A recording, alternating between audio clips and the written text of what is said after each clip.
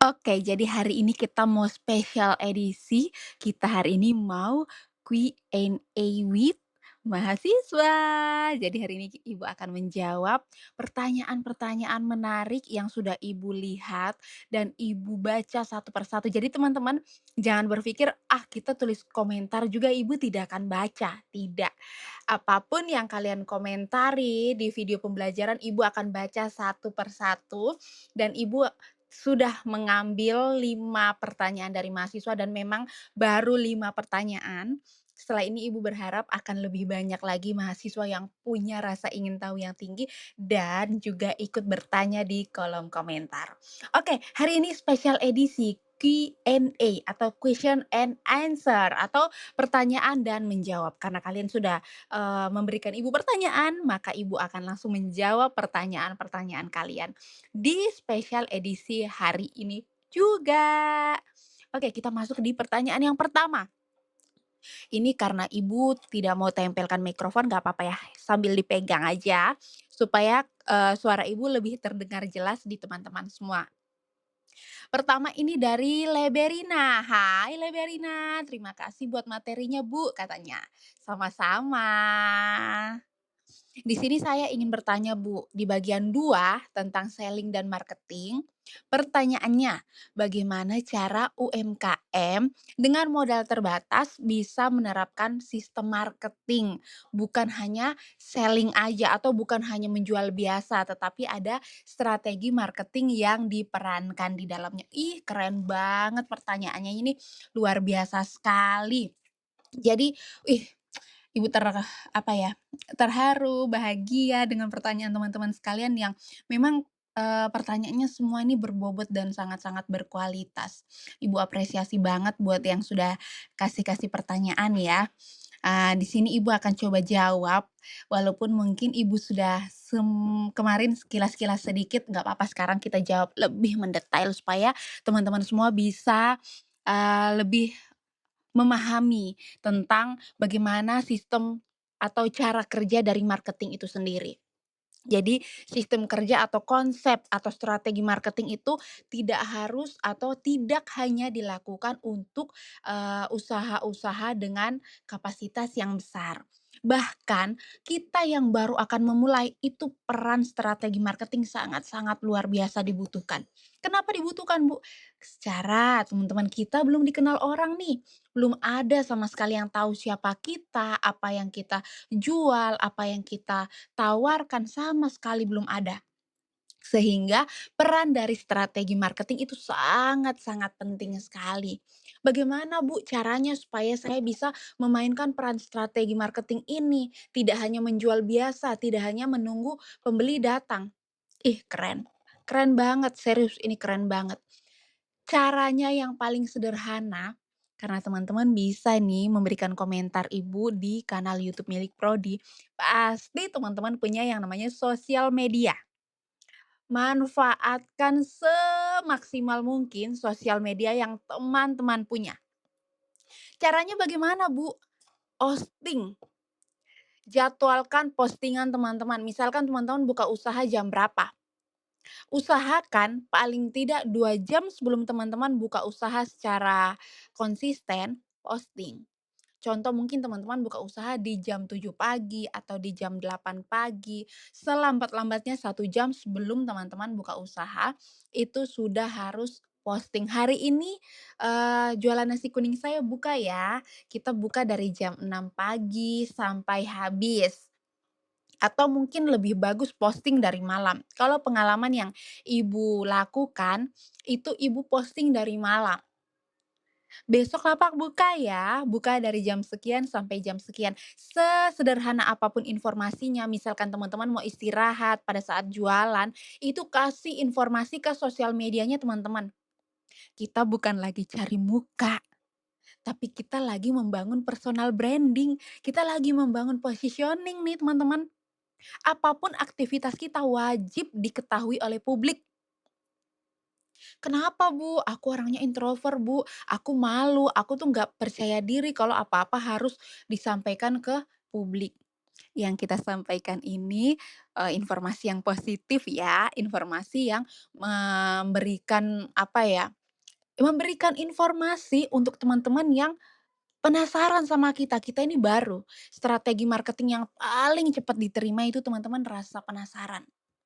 Orang akan kepo, bagaimana caranya kita buat orang kepo sama kita? Caranya dengan selalu memposting di sosial media. Misal, "Guys, besok kita buka jam sekian ya, dari jam sekian sampai jam sekian, atau dari jam sekian sampai tutup." Saat teman-teman sudah dalam proses menjual, terus mungkin mau istirahat atau ada keperluan sedikit, mau tutup sebentar, kasih informasi. Misalkan, "Guys, istirahat bentar ya, guys, aku tutup dulu 5 menit ya, bentar ada keperluan mendadak nih." Supaya orang yang datang, yang lihat kita di sosial media dan datang ke tempat usaha kita, itu tidak sia-sia. Mereka tahu, oh iya, dia hanya meminta untuk, kita menunggu 5 menit. Udah mereka tidak akan langsung pergi, tapi mereka menunggu sampai teman-teman kembali membuka tempat usahanya. Itu strategi marketing. Cara yang paling mudah untuk kita diingat oleh orang lain, buat orang lain kepo sama kita. Kepo itu apa? Penasaran, ingin tahu, cari tahu kita sekali. Tidak perlu orang cari tahu kita punya pribadi, tapi dengan kita melakukan satu usaha, kita buka, usaha, maka orang jadikan orang-orang kepo itu yang sebelumnya kepo sama kita, kepo sama produk kita, kepo sama jualan kita. Bikin orang penasaran dulu. Caranya penasaran bagaimana? Misalkan contoh, kita kembali ke nasi kuning, karena nasi kuninglah yang paling mudah untuk ibu kasih contoh ke teman-teman. Misalkan contoh, nasi kuning Mentari Pagi, buka jam 6 pagi sampai habis. Spesial hari ini, kita delivery gratis tanpa minimal pembelian. Atau misalkan, nasi kuning Mentari Pagi, spesial hari ini, kita ada pemberian, misalkan tambah porsinya. Porsi hari ini lebih banyak daripada yang kemarin loh, selain porsi yang, meningkat, rasanya juga jangan diragukan lagi. Atau mungkin teman-teman bikin dalam versi yang lebih menarik, contohnya seperti ini, nasi kuning Mentari Pagi, kita buka khusus orang yang butuh, "Kamu butuh?" "Sudah toh, terus usah datang." Itu orang akan emosi, saya kasih tahu, orang emosi. Dan itu akan memancing orang-orang untuk berkomentar. Komentarnya apa? Ini agak hate sih teman-teman, ini benar-benar hate. Kalau teman-teman tidak punya kekuatan mental yang cukup, jangan lakukan ini. Pakai yang soft-soft selling aja dulu. Soft selling itu gimana, Bu? Pasarkan, sampaikan dalam bentuk informasi-informasi yang sopan, informasi yang baik, yang mudah diterima. Walaupun proses, orang menerima itu akan lebih lambat karena orang merasa, "Eh, biasa aja sih." Orang lain juga menjual dengan cara yang sama. Tapi kalau teman-teman berani keluar dari zona nyaman atau lebih punya kemampuan untuk menantang diri sendiri, "Coba yuk kita pakai cara yang lebih ekstrim." Cara ekstrimnya gimana? Nasi kuning Mentari Pagi, kita buka dari jam 6. Dia punya rasa enak, harga murah, porsi besar. Ini hanya khusus untuk orang-orang tertentu, orang-orang elit tertentu. Buat kami yang tidak mampu, terus beli. Itu orang akan emosi kalian. Orang akan berusaha bagaimana memaki kalian. Tapi itulah caranya untuk menarik perhatian orang lain. Menarik perhatiannya buat mereka kepo, berawal dari emosi dulu. Mereka emosi nih sama kita. Ini sudah di tingkat atas ya. Yang sebenarnya walaupun strategi marketing ini udah levelnya di atas, tapi bisa dimainkan oleh pemula kalau pemulanya memiliki keberanian khusus. Tetapi kalau pemulanya ini tidak memiliki keberanian khusus, maka cukup mainkan peran strategi marketing yang soft selling, yang sama pada umumnya.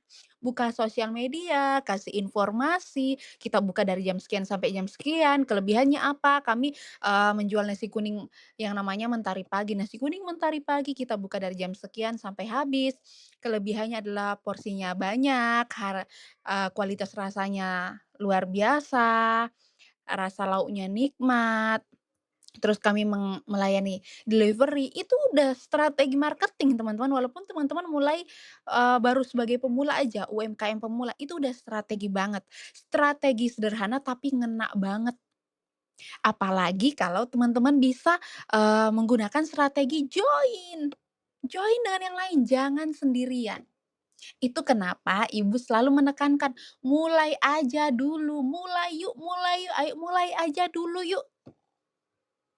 Kenapa harus takut? Kenapa harus tunggu modalnya besar dulu? Kalau kamu tidak berani memulai dari yang modal seadanya saja dulu, nggak akan pernah jadi besar. Kalau kamu nggak take action sekarang, udah nunggu aja lagi, besok lah, kalau udah terkumpul besok lah, nggak akan. Usaha tidak akan pernah maju, tidak akan sukses kalau masih menggunakan kata menunggu, tidak take action. Kamu take action hari ini dengan take action tahun depan, hasilnya jelas berbeda. Kalau kamu take action hari ini, tahun depan udah ada hasilnya. Tapi kalau kamu masih menunggu sampai tahun depan, ya udah kamu masih ada di level yang baru memulai. Bukan di level yang udah punya hasil, tapi di level yang baru mau start awal. Walaupun modal kamu merasa ini udah cukup. Sekali lagi Ibu sampaikan ya, teman-teman khususnya untuk Liberina, ya, bahwa jangan pernah berpatokan kepada besarannya modal, tapi berpatokan bahwa usaha itu yang paling utama modalnya adalah tekad dan keberanian. Tekad baru nekat, ya. Harus punya tekad dulu. Jangan nekat baru tekad. Kalau kalian nekat tanpa punya tekad, nggak ada goals-nya, nggak ada hasilnya. Tapi kalau kalian punya tekad dulu baru didukung dengan nekat, good sekali. Coba sudah. Kalau kamu mau coba mulai hari ini, kamu keren sekali. Betul, Ibu mau bilang kamu keren sekali kalau kamu berani coba mulai dari hari yang ada ini. Tidak usah tunggu lagi besok. Untuk apa tunggu besok? Hari ini kamu sudah bisa mulai. Begitu ya Leberina, mungkin penjelasan Ibu ini bisa diterima. Atau kalau mungkin ada pertanyaan lagi nanti, silakan tulis di kolom komentar. Ibu akan jawab lagi. Oke, lanjut di pertanyaan berikutnya. Dari Lydia. Ibu baca dulu ya, supaya kamu sama-sama bisa dengar. Atau kamu baca di layar juga tidak apa-apa. Terima kasih atas materinya, Bu. Saya sudah cukup memahami strategi marketing yang telah Ibu sampaikan. Namun, di sini saya mau memberi pendapat dan pertanyaan. Saya rasa di luar strategi teknis, kesiapan mental dan kepercayaan diri juga diperlukan. Bener banget. Sebagai dasar utama bagi yang baru akan memulai usaha. Karena menurut saya, meskipun strategi sudah matang, kalau dirasa ragu di awal pasti jadi sulit untuk memulai. Ini pernyataannya keren. Kita masuk di kayaknya ini udah mau masuk di pertanyaan. Mengingat Ibu tadi menekankan untuk mulai aja dulu. Oke, bagaimana cara saya sebagai pemula untuk membangun mentalitas yang kuat? Aduh, good. Dan percaya diri agar tidak sekedar memulai, ini keren banget, ini bakal sukses sih. Tapi juga konsisten. Good. Soalnya takut nanti di tengah jalan mulai usaha hanya karena menghadapi kendala, jadi berhenti. Karena mentalnya belum siap. Terima kasih, Ibu. Terima kasih, Lydia. Kelihatan nggak? Oke. Luar biasa sekali. Jadi yang dia butuhkan adalah mentality dulu. Ini keren, good. Itu yang Ibu sampaikan di pertemuan pertama kita. Kalau teman-teman mau sukses, itu berani dulu. Mulai aja dulu, kan gitu ya. Tapi selain kita mulai aja dulu, kita perlu yang namanya kesiapan mental. Harus mateng dulu mentalnya. Harus punya tekad dulu baru nekat. Harus punya tekad dulu baru nekat. Tekadnya itu di mana? Tekad itu kita menyiapkan mental kita, menyiapkan fisik kita, menyiapkan kesiapan yang lain-lain. Ini yang sangat-sangat luar biasa. Dia punya analisis yang luar biasa. Walaupun semua secara sistematis ya sudah siap, tapi kalau mental belum siap, ini bisa berantakan di tengah jalan. Sebesar apapun modal yang teman-teman punya, kalau teman-teman mood-nya naik turun, tidak konsisten dan tidak stabil, ini akan lebih sulit. Hari ini menggebu-gebu banget nih. Aku udah siap nih mau buka usaha. Tiba-tiba seiring berjalannya waktu 1 minggu atau sampai 1 bulan, kok pembelinya cuma segini sih? Padahal saya merasa sudah sangat-sangat maksimal dalam melakukan semua strategi yang Ibu sampaikan. Teman-teman harus ingat, usaha itu tidak bisa kita mencoba 1, 2, 3 kali baru bisa langsung sukses. Ingat Bohlam? Bohlam berapa kali sih? KFC berapa kali uji coba sih sampai berhasil? Mereka patah semangat nggak? Coba seandainya mereka patah semangat di percobaan kedua, percobaan ketiga, percobaan ke-30. percobaan ke-40, percobaan ke-50, kira-kira sekarang kita menikmati nggak KFC? Kita bisa nggak pakai cahaya lampu yang terang? Bisa nggak kira-kira menurut teman-teman? Sehingga yang kita butuhkan paling utama itu adalah menjaga kesehatan mental kita. Kita happy dulu, kita fun dulu. Beda loh teman-teman, antara kita mempersiapkan diri, kita udah siap, udah mateng, udah bener-bener mental kita kedorong, udah berani banget. Itu beda dengan yang hanya, "Udahlah aku coba aja dulu." Kalau hanya sekedar, "Udahlah aku coba aja dulu." Seminggu ramai, terus minggu kedua nggak ramai, minggu ketiga ramai, minggu keempat nggak ramai, udah itu fix dia akan tutup. Tapi kalau teman-teman udah yakinin pikiran dulu, "Oke, aku punya tujuan untuk melakukan ini." Nggak semata-mata untuk melakukan aja, tapi hal yang paling utama teman-teman harus lakukan adalah apa? Tentukan tujuannya apa. Teman-teman membuka usaha tujuannya apa? Goals-nya ini ingin apa? Berikan satu alasan. Teman-teman ingin membuka usaha ini untuk apa? Seperti yang Ibu sudah jelaskan di dalam pembahasan materi. Sebelum kita memulai usaha, tanyakan dulu, survei dulu, analisis dulu. Usaha saya ini untuk siapa? Usaha saya ini saya bangun karena apa? Usaha saya ini memberikan dampak apa? Ada tidak dampaknya untuk saya pribadi? Ada tidak dampaknya untuk lingkungan? Ada tidak dampaknya untuk target konsumen saya? Kita harus tentukan dulu. Kita harus tentukan dulu. Kita harus tahu segmentasinya, kita harus tahu targetingnya, kita harus tahu positioning kita harus seperti apa. Personal brandingku ini gimana? Aku ini orangnya seperti apa? Aku orangnya mut-mutan nggak? Atau aku orangnya konsisten tidak? Menjaga konsistensi itu adalah suatu hal yang tidak mudah. Tapi jika kita terus mencoba tanpa putus asa, maka hal itu tidak mustahil untuk bisa kita lakukan. Ya, Lydia ya. Yang pertama, Lydia harus tentukan dulu. Lydia dan semua teman-teman harus tentukan dulu. Tujuannya apa? Tujuan dari teman-teman buka usaha itu apa? Hanya sekedar ingin ikut rame, orang lain buka usaha, saya harus juga buka usaha, atau harus ikut rame, orang jadi owner, saya juga harus jadi owner? Ingat, ketika kita baru memulai usaha, kita ownernya, tapi kita juga karyawannya. Kita yang jadi kasirnya, kita bagian produksinya, kita bagian pemasarannya, kita bagian packingnya. Jadi nggak usah langsung berasumsi tinggi, aku ini mau jadi owner.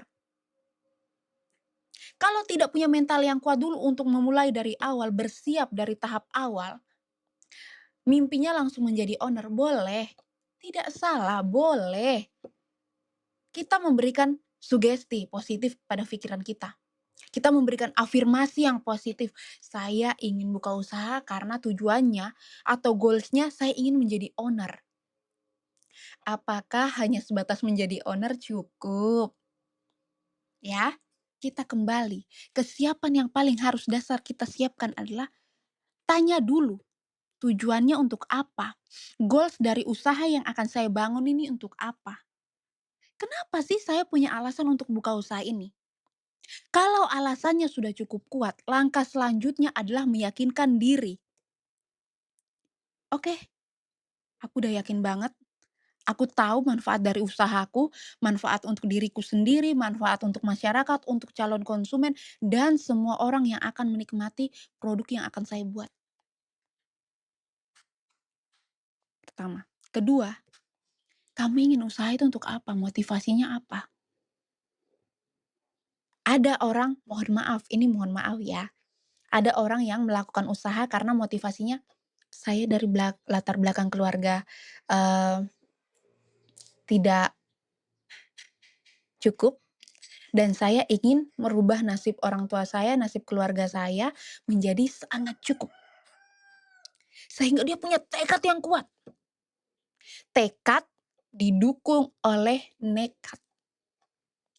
Saya harus punya tekad yang kuat ini. Saya harus merubah nasib keluarga. Saya harus mengangkat derajat diri saya dan keluarga saya, khususnya orang tua saya. Ada harga diri yang harus dia bayar. Atau kalau harga diri yang harus dibayar itu terlalu mahal, teman-teman bisa deh mikir sederhana. Saya mau kuliah, laptop saya lagi ngeblank, saya pengen beli laptop tapi uang saya terbatas. Bagaimana saya bisa mencukupi uang saya untuk bisa membeli laptop? Harus saya kelola uang ini seperti apa sampai saya bisa cukup membeli laptop? Dari awal pertemuan, Ibu sampaikan jangan ada yang ketergantungan dengan yang namanya pay later, kartu kredit. Apalagi jika penggunaannya itu untuk kebutuhan yang konsumtif, bukan kebutuhan yang produktif. Oke, kembali. Yang pertama, kita harus tentukan dulu manfaatnya apa, tujuan kita buka usaha ini apa. Yang kedua, ya, kita tahu dulu motivasi diri kita, kemampuan kita, ya. Itu penting sekali, kita harus tahu, saya mau apa, saya kerja ini tujuannya untuk apa. Pilih satu motivasi dan tujuan khusus untuk teman-teman bisa untuk melakukan usaha itu tanpa perlu mempertimbangkan setengah-setengah hati. Kalau mungkin teman-teman yang dari keluarga kaya, motivasi yang paling bisa teman-teman bangun adalah, "Saya harus mandiri, saya harus buktikan kalau saya bisa berdiri atas kaki saya sendiri tanpa bergantung pada orang tua." Cie, yang mau mandiri ya kan? Atau kalau kayak ibu dari latar belakang keluarga yang cukup, tapi ingin lebih daripada cukup, ya motivasinya, "Ada harga yang harus saya bayar." Apalagi kalau yang biasa-biasa suka dihina-hina atau suka disindir-sindir, cepat sekali itu, kita cepat sekali terbakar. Saya harus sukses. Jadi ketika kamu mulai usaha, sudah jalan terus, kamu mulai renggang-renggang, "Aduh saya sudah capek berapa hari ini pembeli macam kurang-kurang, Kak." Langsung ingat lagi, saya pernah dapat tampar kata-kata nih. Kata-kata waktu itu bilang saya, "Ih kok bisa apa?" Jadi, sekarang saya harus bisa. Kenapa? Jadi barang cuma 3 hari saja pembeli belum ramai terus saya harus mundur begitu? No, tidak tidak, saya harus bisa, saya harus bayar, ada hal yang saya harus bayar. Itu motivasi sederhana. Ini hanya kita saja yang tahu ya. Jadi teman-teman jangan kasih tahu yang lain, karena ini hanya kita saja yang tahu. Oke, Lydia mungkin seperti itu. Kalau Lydia ada yang mungkin ingin lebih didalami, tulis lagi kolom komentar, nanti Ibu balas, oke? Ibu tetap akan jawab. Kalau Ibu terjawab di video, kita akan bahas secara tuntas di dalam kelas. Atau nanti kita bisalah tentukan di mana tempat khusus kita untuk duduk dan berdiskusi. Tidak di dalam kelas juga tidak apa-apa. Kita bikin suasana di luar kelas yang lebih nyaman. Kita ciptakan ruang belajar yang nyaman, yang membuat teman-teman rileks. Mungkin kita nongkrong di kantin contohnya, atau kita duduk di belakang kelas sana contohnya sambil berdiskusi, itu akan menjadi hal yang lebih luar biasa. Oke Lydia, terima kasih untuk pertanyaannya. Kalau masih kurang puas atau ada yang perlu Lydia tanyakan lagi, silahkan tulis lagi di kolom komentar. Ibu masuk di pertanyaannya Ahmad Afif. Ahmad Afif, pertanyaannya juga luar biasa, Ibu sudah baca. Jadi kita baca ulang saja ya. Izin bertanya Ibu, kenapa ya ada suatu produk makanan cepat saji seperti ayam goreng dengan pelayanan yang kurang baik dalam melayani dan memiliki rasa ayam yang kurang enak, hanya porsi ayam yang besar. Tetap tetapi bisnis itu masih berjalan. Itu pun di sekitar tempat lokasinya juga, memiliki banyak pesaing. Anehnya, kok bisa ya usaha itu tetap berkembang dan bertahan? Keren banget ini pertanyaannya nih, studi kasus yang luar biasa nih. Menurut Ibu, apakah suatu produk yang sudah memiliki branding dan sudah berkembang masih harus tetap menjaga mutunya? Oh jelas, itu harus jelas. Kenapa KFC bisa bertahan sampai sekarang ya karena dia menjaga kualitasnya. Ada standar operasional operasional prosedur yang harus mereka penuhi. Sama dengan ayam yang Ahmad Afif maksud ini, sebesar apapun usaha, semakin maju usaha, ya, kualitasnya harus semakin terkontrol, harus semakin terjaga. Ada, tim khusus quality control yang mengontrol bidang tersebut. Kalau mungkin di tempat yang kebetulan Ahmad Afif beli dan yang Ahmad Afif lihat hanya, "Ibu, dia hanya besar tapi dia tidak enak." Kita bicara masalah enak dan tidak enak dulu ya. Kita petakan dulu, kita berbicara masalah enak dan tidak enak. Masalah enak dan tidak enak, kita kembali lagi di pembahasan yang kedua. Enak tidak enak itu kembali pada selera. Ada makanan yang ketika saya sebagai orang, saya ya, saya pribadi sebagai orang yang sangat menyukai makanan dengan bumbu yang banyak. Misalkan, contoh, ayam kecap di warung A dengan ayam kecap di warung B. Karena saya ini tipe orang yang sangat suka makan dengan makanan yang bumbunya banyak, terus terasa, garamnya terasa, penyedap rasanya terasa.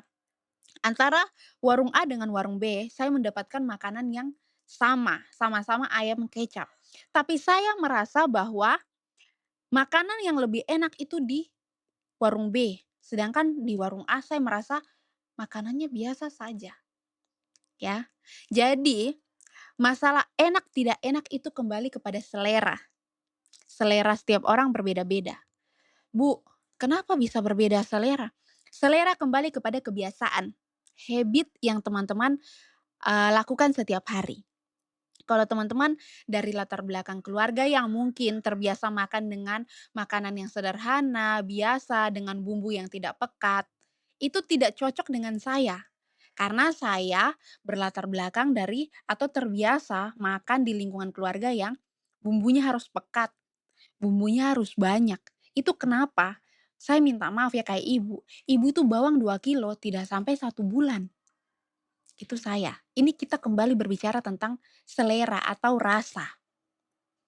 Tapi kalau, mungkin gini, menurut, analisis yang Ibu lihat, menurut Ahmad Afif makanannya itu biasa saja, hanya porsinya yang besar. Bahkan bisa lagi mungkin porsi besar tapi ternyata tepung lebih banyak. Bercanda ya, bercanda. Karena biasa Ibu temukan seperti itu, karena anak saya juga suka dengan ayam crispy, ayam Kentucky, dan tidak sedikit yang saya temukan adalah ayamnya kecil sekali, tepung crispy-nya yang banyak gitu. Tapi ya udah nggak apa-apa. Mungkin ada harga ada kualitas. Jadi kita kembali bahwa masalah rasa itu kembali pada selera. Terus masalah, pelayanannya yang kurang baik, kembali Ibu ingatkan untuk teman-teman bahwa seorang pelaku usaha itu harus punya kontrol kondisi yang baik. Kontrol kondisi seperti apa, Bu? Mood harus tetap terjaga. Di dalam tim kerja, kita tidak boleh baku marah. Itu yang pertama. Di dalam tim kerja, kita tidak boleh saling sindir. Di dalam tim kerja, kita harus punya kesehatan mental yang cukup. Harus sama-sama saling menjaga kesehatan mental satu dengan yang lain. Itu kenapa orang yang bekerja di satu tempat usaha, jika pekerjaannya itu dilakukan secara tim, maka harus mampu bekerja di dalam tim. Ketua tim, ketua kelompok juga harus mampu menghandle bawahannya. Tidak bisa serta-merta marah-marah kapan saja dia mau. Tiba-tiba kesalahan hanya kecil terus teriak-teriak, tidak boleh.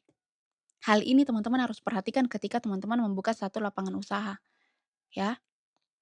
Gunanya ada tim itu untuk melakukan yang namanya perbaikan, evaluasi, ya. Evaluasinya itu dalam kategori apa? Atau dalam aspek apa? Kita kembali, kita lihat dulu tim kerja ini bekerja sebagai apa. Kan ada bagian-bagiannya, bagian produksi sendiri, bagian pelayanan sendiri, bagian packing sendiri, terus supervisor sendiri untuk mengawasi jalannya semua. Sebagai pemimpin juga tidak boleh sembarangan, tiba-tiba hanya kesalahan kecil, misalkan mungkin ada teguran pelanggan, terus kita sebagai pelayan yang melayani di depan mungkin agak sedikit terlambat, terus tiba-tiba supervisor teriak-teriak, itu merusak mental.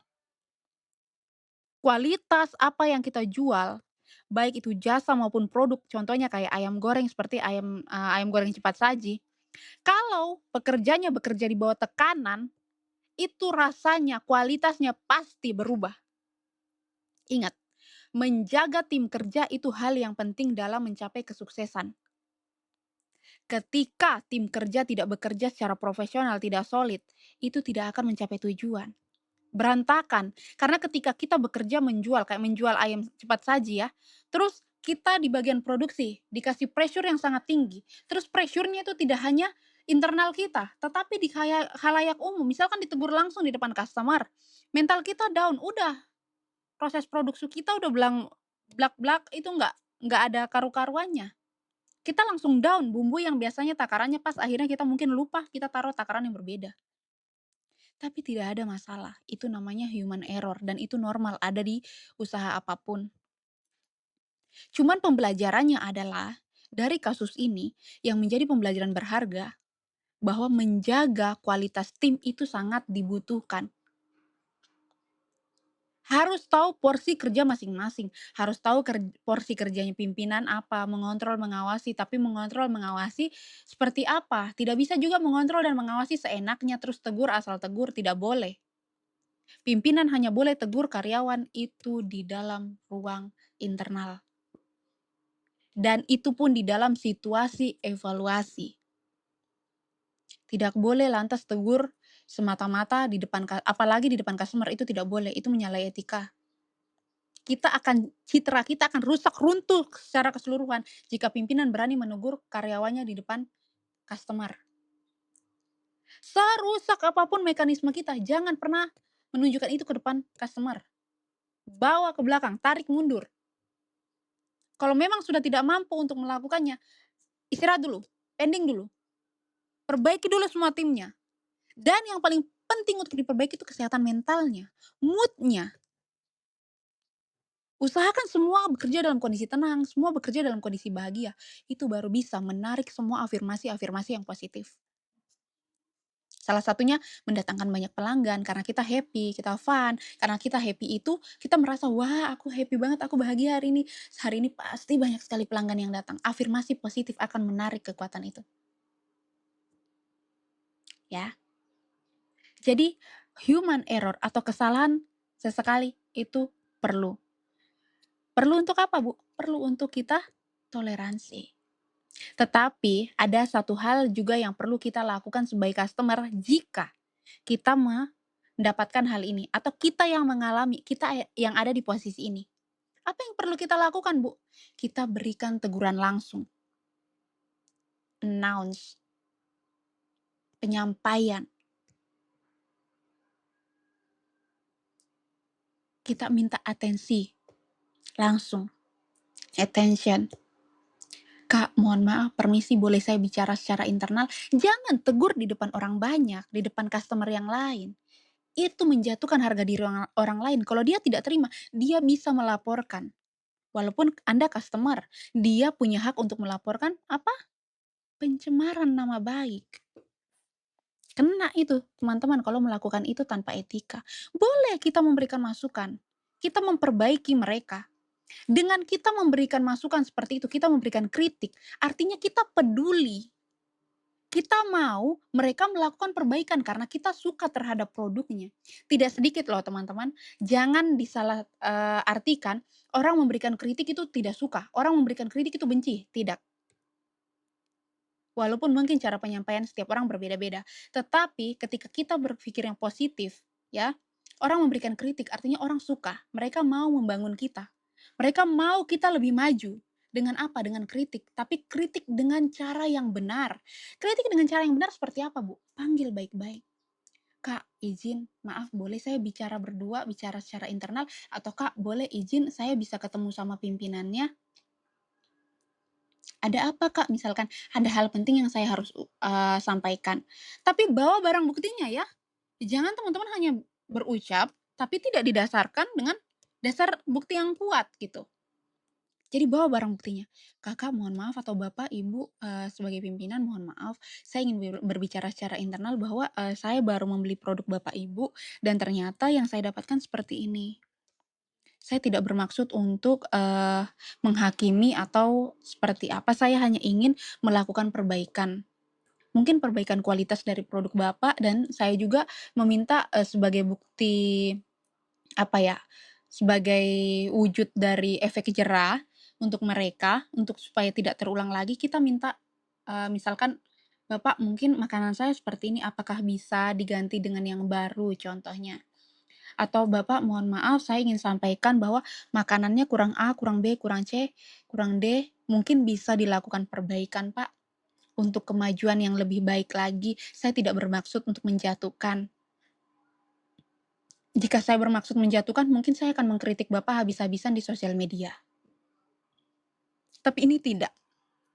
Ini saya lakukan semata-mata saya ingin, tempat usaha Bapak ini maju dan lebih baik karena saya sudah cukup berlangganan di sini, tapi baru kali ini saya mendapatkan kualitas yang seperti ini, Pak.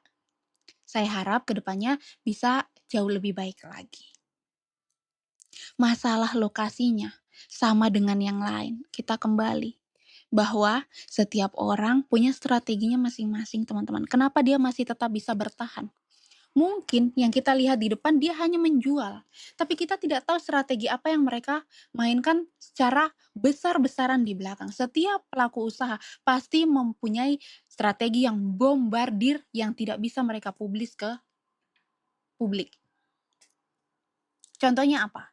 Kayak contoh penjual, ayam ayam crispy nih ya, ayam cepat saji. Mungkin di depan teman-teman hanya lihat dia menjual ayam langsung ke customer.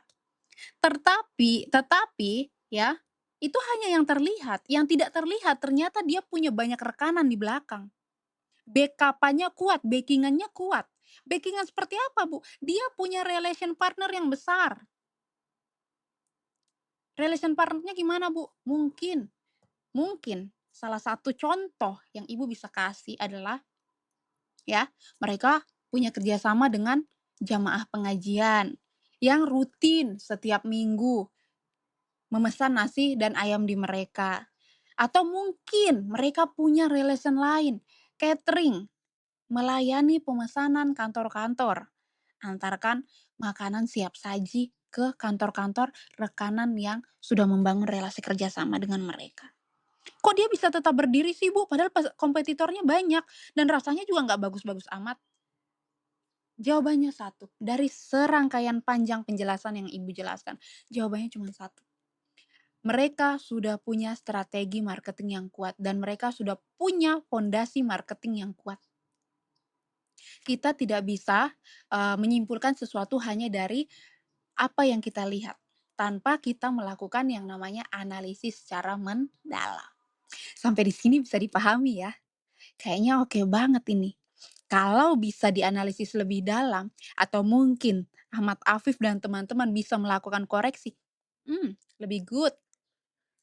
Artinya Ahmad Afif dan teman-teman sudah memberikan sumbangsi pemikiran, sumbangsi kepercayaan untuk mereka bisa perbaiki lagi, untuk bangkit lagi, untuk lebih baik lagi.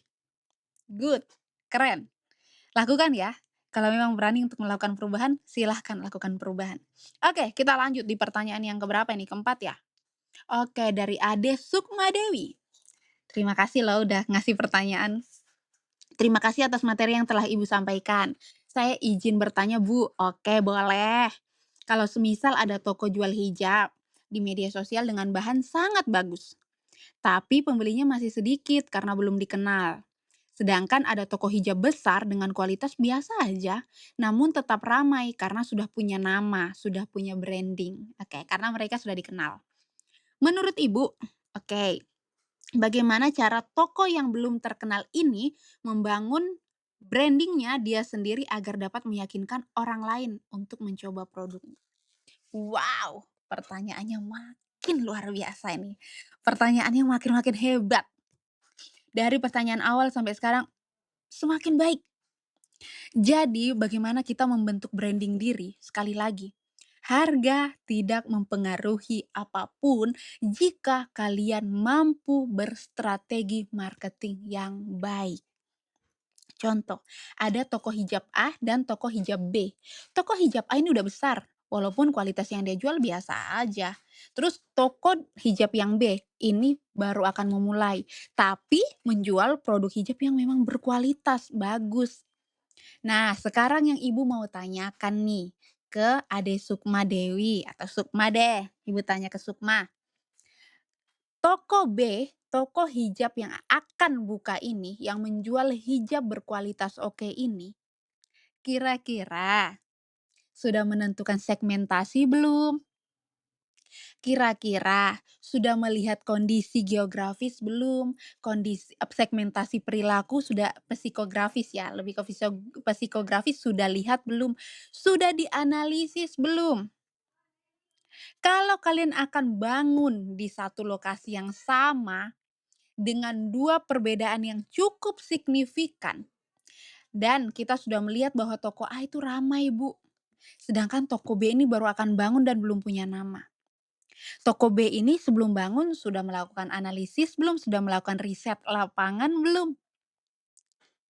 Apakah orang-orang atau apakah konsumen-konsumen di lingkungan tersebut hanya sekedar ingin beli hijab dengan tren terbaru, model terbaru, atau memang mereka ingin membeli hijab dengan kualitas oke? Atau dengan, misalkan memang ada orang-orang tertentu yang suka membeli pakaian itu yang punya merek. Karena mereka merasa status sosial mereka akan naik nih kalau mereka menggunakan pakaian-pakaian yang ada mereknya. Atau memang di sekitar lokasi tersebut hanya orang-orang dari kalangan menengah ke bawah yang cukup menyukai fashion-fashion terbaru. Yang, "Ah, udahlah beli aja murah-murah fashion terbaru, toh nanti ada fashion terbaru keluar, kita beli aja lagi. Toh yang ini juga udah usianya udah cukup," gitu. Ingat sekali lagi Ibu sampaikan, ketika ingin membuka usaha, lakukan dulu riset dan analisis mendalam apa yang dibutuhkan. Jangan menyediakan apa yang tidak dibutuhkan. Sampai di sini dasarnya cukup? Cukup ya. Selanjutnya kita membahas tentang personal brandingnya. Bu, kalau misalkan ini contoh misalkan, Sukma sudah melakukan riset, sudah melakukan analisis, dan berdasarkan hasil analisis yang dia temukan, bahwa orang-orang di situ lebih suka dengan produk yang berkualitas dan potensinya akan lebih besar untuk laku dari produk hijab yang berkualitas ini. Ini sudah terbentuk, dia sudah dapatkan hasil risetnya. Sekarang kita tinggal membangun personal brandingnya. Bagaimana produk ini dikenal orang? Apakah kita langsung pakai brand ambassador, Bu? Atau langsung kita endorse influencer, Bu? Nggak perlu. Sangat nggak perlu. Kalau bisa usaha kita, brand kita, itu brandingnya ada di diri kita sendiri. Supaya apa? Kita tidak perlu mengeluarkan budget marketing yang sangat besar untuk orang lain. Justru budget marketing yang kita sediakan harusnya untuk pengembangan usaha kita lagi. Karena kita mengendorse orang lain, mengendorse influencer, artis, belum tentu back-nya ke kita itu lebih besar. Karena kecenderungan orang yang menonton influencer menggunakan suatu barang, mereka hanya akan suka, lihat, "Oh iya keren ya." Tapi kembali mereka akan melihat diri mereka, "Saya mampu tidak membeli itu." Tetapi jika brandingnya itu dari diri kita sendiri, maka produk kita yang menguasai adalah kita sendiri. Jantungnya dari kita, otaknya dari kita. Ketika orang melihat produk kita, dia akan tahu, "Oh itu punyanya Sukma tuh, itu brandnya Sukma, atau itu ada di store-nya Sukma tuh." Kalau kalian mau cari ini, kalian cari deh di store-nya Sukma. Karena aku pernah lihat brand yang ini tuh hanya ada di di store-nya Sukma sana. Nah, sekarang bagaimana tahap selanjutnya?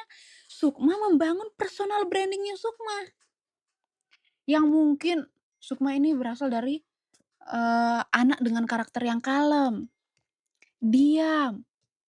Misalkan ya, ibu lihat Sukma ini cenderung kalem, anaknya tenang, tapi tidak menutup kemungkinan loh banyak orang yang tenang itu menghanyutkan. Cie, bahaya ya bahasanya. Ada suara tahrim kalau masuk di suara, mohon maaf ya, karena memang sudah mau masuk duhur lagi. Jadi, yang Sukma perlu lakukan pertama branding diri dulu. Jangan ingin menjadi orang lain. Jadi dirimu sendiri. Kalau kamu karakternya yang tenang, tunjukkan karakter yang ada di dirimu. Tapi Bu, bagaimana orang bisa menyukai hijab saya, sedangkan saya saja malu untuk nawarin.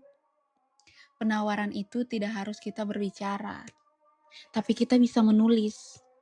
Posting di sosial media kalau kita tidak bisa membuat video, atau mungkin Sukma tidak mempunyai kepercayaan diri seperti Ibu, yang sukanya ngomong, sukanya beredukasi, suka public speaking, bisa dengan kata-kata. Misalkan cukup foto, pakai pakaian yang rapi, yang sepadan dengan kualitas hijab yang kita mau promosikan. Kita juga berpenampilan yang mendukung. Jangan kita sudah menjual produk yang berkualitas, terus kita foto ingin posting dengan ala kadarnya juga. Nggak bisa juga, nggak mendukung gitu loh. Nggak mendukung produk yang kita mau sampaikan. Karena produknya berkualitas, maka value diri kita juga harus berkualitas dulu. Penampilan yang mahal itu tidak ditentukan dari merek yang kita pakai. Ya, Ibu bisik-bisik supaya kalian tidak sampaikan ke orang lain atau orang lain nggak dengar. Kualitas diri kita yang mahal tidak ditentukan dari mahalnya produk yang kita pakai. Tapi dari apa? Dari kualitas diri kita sendiri. Kita punya karakter yang oke, kita punya personal branding yang oke. Mungkin Sukma sekarang masih malu-malu untuk membranding produk yang Sukma punya, tapi mulai sekarang dengan sudah punya produk, sudah menentukan, sudah melakukan riset, saya harus punya kepercayaan diri nih. Angkatlah sedikit bahunya, ya kan, dadanya diangkat sedikit. Saya sudah harus punya personal branding. Saya harus berani tampil ini di depan. Walaupun tidak langsung berbicara di publik karena belum memiliki kemampuan untuk public speaking. Dari gambar aja dulu, visualisasi gambar. Bersiap diri yang oke, penampilannya oke, pakai pakaian dengan standar yang rapi, bagus, terus mix and match. Jilbabnya jangan bajunya biru, jilbabnya pakai kuning. Usahakan branding diri dengan paham dulu dengan pencocokan warna, dengan postur tubuh, atau mungkin kasih cara-cara yang elegan ke calon pembeli kita. Misalkan selalu bagikan trik atau tips-tips cara menggunakan hijab. Satu hijab bisa digunakan beberapa model contohnya. Atau hijab ini kalian beli, kelebihannya adalah anti UV. Bahan yang digunakan sudah anti UV. Cari kelebihan-kelebihan karena ini kan branding, kita mau branding hijab ini memang dia berkualitas, bukan hijab yang biasa. Dia berkualitas. Jadi bagaimana caranya kita branding dia juga menjadi barang yang berkualitas. Jangan menjadi barang yang murahan. Barang yang biasa-biasa saja. Karena dia berkualitas, kita harus tunjukkan kalau dia berkualitas. Caranya bagaimana? Personal brandingnya kita mix and match dulu. Hari ini ada misalkan pakai pakaian warna coklat. Coklat tua kita kombinasikan dengan hijab yang kamu punya. Warnanya misalkan coklat muda atau condong ke warna cream soft. Bagikan tips-tips trik-triknya. Terus tips yang paling ampuh teman-teman, aktif di sosial media. Hal ini akan tidak pernah Ibu capek untuk sampaikan. Aktif di sosial media untuk menarik perhatian orang-orang yang mengikuti kalian di sosial media. Buat mereka kepo. Siapa kalian? Jangan misalkan kalian udah punya produk, mau nge-branding diri, terus tiba-tiba hari ini posting, 1 minggu ke depan hilang. Terus nanti hari ke-8 baru posting lagi, terus hilang lagi 3 hari, baru posting lagi 1 kali, nanti hilang lagi, nggak bisa kayak gitu. Apapun jenis usahanya, kuncinya adalah di konsisten. Jangan sampai misalkan teman-teman udah punya usaha nih, usahanya suka-suka, mau posting kapan aja, mau buka kapan aja, orang juga malas. Seberkualitas apapun produk yang kamu punya, kalau kamu tidak konsisten, tidak punya komitmen, males. Terus ada lagi satu cara yang efektif dilakukan oleh Sukma. Caranya apa, Bu? Kita kan jualannya hijab nih. Rajinlah ikut-ikut mungkin majelis taklim, ikut-ikut kajian. Di kajian itu kita bisa bisa apa, mempromosikan produk kita atau mengenalkan produk kita. Jadi, kita gunakan banyak cara, tidak hanya mengandalkan sosial media, tapi juga tetap, mengkombinasikan dengan cara-cara yang, masih relevan. Contohnya, karena kita berjualan hijab, ya udah kita rajinlah ke taklim, ikut pengajian, dengan busana yang rapi, busana yang bagus, look yang oke, cara penggunaan hijab yang oke. Nanti ketika orang lihat, "Ih, hijabnya bagus banget, Mbak, modelnya oke, jualnya di mana?" Langsung kasih nomor kontak kamu. "Nggak, kalau mau beli hijab yang ini nggak usah kemana mana, hubungi saya saja." Atau cara yang paling efektif ketika teman-teman sudah aktif di taklim ya, di majelis taklim, bangun komunikasi kerjasama, partner. Ibu-ibu, kalau ibu-ibu mau, pengadaan seragam, seragam gamis atau hijab, saya bisa kasih harga yang oke, tapi walaupun harganya oke, kualitasnya jauh lebih oke, Bu. Plus keringanannya bisa loh bayar 2 kali. Itu strategi loh, itu strategi pendekatan yang luar biasa. Walaupun terlihat sepele banget, itu strategi. Jadi jangan dianggap remeh, jangan dianggap biasa-biasa saja. Semua strategi yang di mana ada peluang, gunakan strategi yang yang relevan untuk kita masuk ke dalam. Kita kombinasikan. Kalau mungkin teman-teman, "Ah, sudah pakai sosial media aja, aku introvert, aku malu mau nawarin ke sana kemari." Nggak apa-apa. Tapi ingat kuncinya adalah untuk membangun suatu personal branding, citra diri, karakter kuat kamu di ingatan orang lain adalah kamu harus aktif, harus sering mereka lihat. Ada satu hal yang Ibu ingin sampaikan yang mungkin kalian akan sedikit, "Oh wow, iya juga sih Bu," gitu. Akhirnya, banyak sekali dari kalian yang kepo dengan Ibu punya story, baik di sosial media maupun di WhatsApp. Padahal story di sosial media Ibu dan di WhatsApp Ibu isinya hanya jualan. Jualan, kalimat-kalimat motivasi. Kita jeda bentar ya, tunggu selesai adzan, bentar lagi adzan. Oke, jadi secara garis besar kesimpulannya adalah untuk membangun personal branding untuk Sukma, yang pertama harus aktif dulu di sosial media, orang harus tahu kamu siapa, terus buat orang harus kepo sama kamu, dan keponya itu untuk hal-hal yang positif ya. Gunakan sosial media, apalagi khususnya WA untuk hal-hal yang positif, story WA itu maksimalkan, terus story-story sosial media yang lain, mungkin Facebook, TikTok, itu maksimalkan di situ. Karena banyak sekali akhirnya yang Ibu tahu kalau kalian juga ingin tahu banyak hal ya.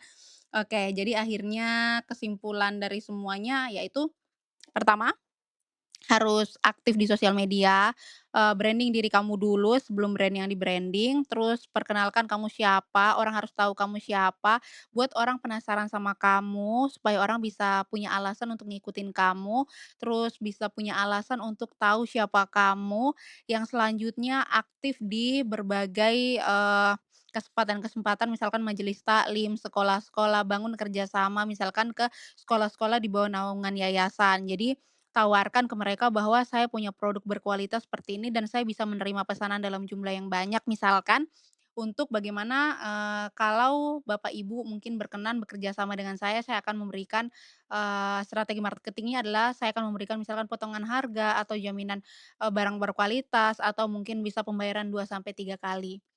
Terus ke depannya untuk ketika sekarang nggak usah dulu berpikir untuk bersaing dengan toko yang sudah punya branding. Sekarang fokusnya adalah bagaimana mem-branding diri kamu untuk bisa diingat oleh orang lain bahwa kamu adalah Sukma, kamu adalah orang yang menjual, jilbab-jilbab yang berkualitas. Mungkin seperti itu. Kalau mungkin nanti ada kurang kepuasan dari jawaban Ibu nanti silakan boleh ditanyakan kembali. Oke, kita lanjut di pertanyaan yang terakhir dari Oliver. Oliver dia bilang begini, "Ibu izin saya mau bertanya." "Boleh dong." Seandainya kalau kita titip usaha kita misalnya yang Ibu bilang nasi kuning, kan pasti ada potongan keuntungan buat yang jaga warung benar. Kira-kira itu mempengaruhi jualan kita atau tidak ya, Ibu? Ini agak kurang spesifikasi sih, maksudnya mempengaruhinya di mana, mempengaruhi kualitas jualannya itu tidak mungkin, karena kualitas jualan itu kita yang tentukan, harga kita yang tentukan. Terus kalau saya lebih condong kepada mempengaruhi keuntungan. Nah, kalau keuntungan karena kita juga yang menentukan, Itu sudah harusnya dipertimbangkan. Misalkan contoh, teman-teman buat nasi kuning porsi sekian harganya 5.000 dititip di kantin misalkan. Nanti orang kantin akan ambil 500 atau Rp800 sehingga kita hanya ngambil 4.200 maksimal misalkan atau 4.500. Maka kita akan dapat potongan sebesar Rp500. Bu, itu kita rugi tidak? Kembali lagi, kita punya perhitungan masing-masing. Karena modal yang kita siapkan kita yang tahu, berapa besaran modal saya untuk jualan nasi kuning ini, terus, berapa porsi yang bisa saya berikan dengan harga segini. Kalau misalkan teman-teman kasih harga porsi 5.000 dengan satu centong lebih sedikit contoh, dengan lauk, ada minyak, ada ikannya, atau ada telurnya itu 5.000. Tapi karena Oliver mau titip di kantin-kantin atau di warung-warung, yang di mana nanti ada potongan, maka Oliver harus lakukan apa? Pengurangan solusinya yang pertama dari ibu tuh pengurangan, eee, dari nasi kuning itu sendiri. Kalau misalkan, "Oh ini saya target harga 5.000 berarti saya kasih segini, 5.000 kalau saya jual sendiri. Tapi karena ini saya mau titip, maka saya kasih harga 5.000 dikurangi sedikit, karena nanti akan dapat potongan dari kantin." Itu yang pertama, solusi yang pertama. Solusi yang kedua, jangan kurangi porsinya, tapi tambah harganya. Misalkan contoh, "Oh ini harga 5.000 kalau saya jual sendiri, karena nanti dari kantin ada potongan harga, maka saya jual dengan harga 6.000." Jadi sampaikan ke ibu kantin, "Ibu ini saya jual harga 6.000." Dengan alasan, "Ih kenapa ganjil sekali?" Kalau memang teman-teman merasa, "Ih ganjil sekali Bu 6.000." Sekalian genapkan aja, atau kalau memang, eee, orang agak rancu sih dengan harga-harga yang ganjil seperti itu ya, kurangi aja porsinya. Jadi tetap bisa dijual dengan harga 5.000. Jadi keuntunganmu tidak berkurang. Cara menghitung keuntungan bagaimana, Bu? Yang pasti teman-teman harus hitung dulu modalnya berapa, modal kebutuhan keseluruhan dari berasnya, minyak tanahnya, minyak gorengnya, lauknya, semua hitung dulu berapa, terus tambahkan biaya produksi. Produksinya apa, Bu? Tenaganya, waktu yang digunakan untuk memproduksi, itu harus masuk di dalamnya. Setelah itu baru dibagikan jumlah dari yang kita produksi, misalkan kita masak nasi kuning 2 kilo, nanti jadinya berapa bungkus. Total keseluruhan modal dengan biaya jasa kerja dengan waktu, itu nanti dibagikan jumlah yang nasi kuning terbuat, baru kita bisa tahu, oh didapatkan modalnya sekian, berarti kalau saya mau untung saya harus tambahkan, harga untuk bisa mendapatkan keuntungan sekian. Bisa ya. Nanti untuk penentuan harga Ibu akan jelaskan lebih detail, lebih terperinci kalau kita berada di dalam kelas. Ibu akan langsung jelaskan cara perhitungan menentukan modal dan menentukan keuntungan. Juga jangan lupa memasukkan biaya biaya operasional yang lainnya. Oke, sampai di sini mungkin penjelasan Ibu dari Q&A kita hari ini, question and answer kita.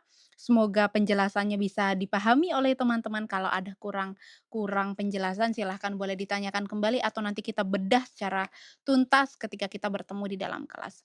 So, terima kasih untuk teman-teman yang sudah memberikan pertanyaan, yang dimana dalam pertanyaan ini ilmunya sangat daging sekali. Semoga yang lain juga bisa, mendapatkan ilmu yang luar biasa dari contoh-contoh pertanyaan yang diberikan oleh teman-teman. Oke teman-teman, mungkin sekian dari Ibu. Terima kasih untuk semuanya, semoga kita tetap selalu sehat dan pastinya harus bahagia. Selamat siang dan terima kasih.